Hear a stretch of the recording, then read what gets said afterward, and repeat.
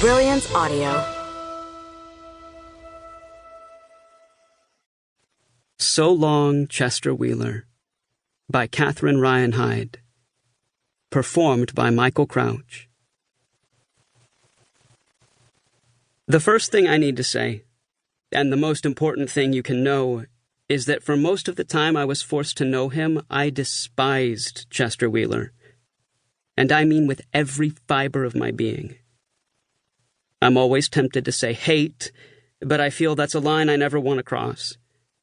Nobody wants to harbor hate or feel hateful, and it might even be fair to say that the reason I hated people like Chester is because they made it so easy to hate.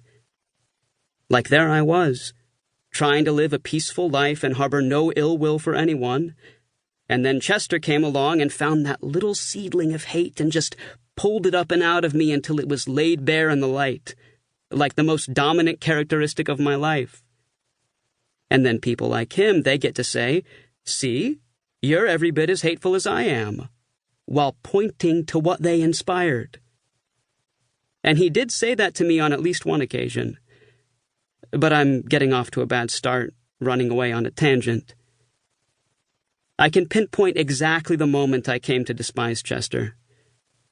In fairness, he hit me with his attitude on what I can honestly say was the worst day of my life. I don't suppose he knew that when he opened his big mouth, but I don't think that makes his rudeness any easier to forgive. And I should mention that it wasn't just me. Everybody hated Chester Wheeler, even his grown children. But there I go with the H word again, and I've been trying to avoid it. I'll start more or less at the beginning. Maybe a little before what someone else might see as the beginning. Because it's impossible to know how deeply Chester hurt and offended me without knowing the details of how he chose the worst moment in the history of my life. I had a very good job that was just about to get better. Or so I thought. I was working at a software company as a developer, and I had been promised a raise that would bring me into six-figure territory for the first time in my life. It may not sound all that earth-shattering to someone else, but for a 24-year-old guy, it looked like a lot of money. I had just picked up the first paycheck that would reflect my new raise. I decimated the envelope, tearing it open, and my eyes landed on the figure. And it hadn't changed. It was exactly what I'd been getting every 2 weeks since my first 6 months at the company. Then a flash of pink, still inside the envelope, caught my eye.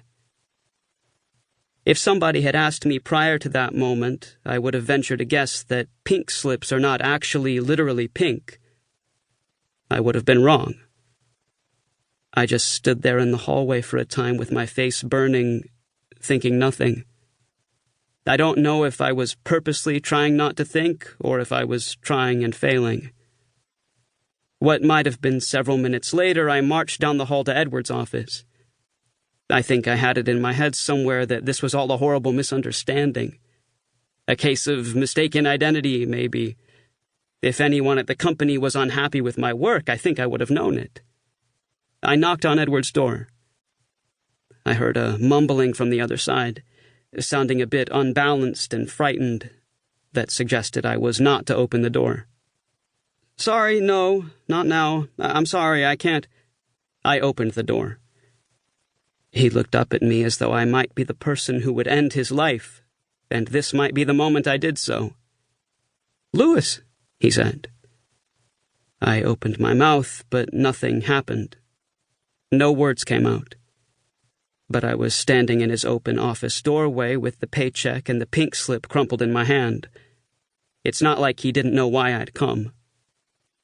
"It wasn't my decision," he said. "And it wasn't anything about you or your work. And you're not the only one.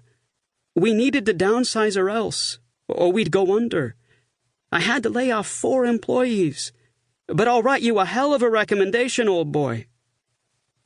That sounded like a strange thing to call a young person, but it's not as if that part was important. Worst time in the history of everything to find another opening. "I know," he said. "I'm sorry." And by the tone of his voice and the look on his face, I knew he truly was.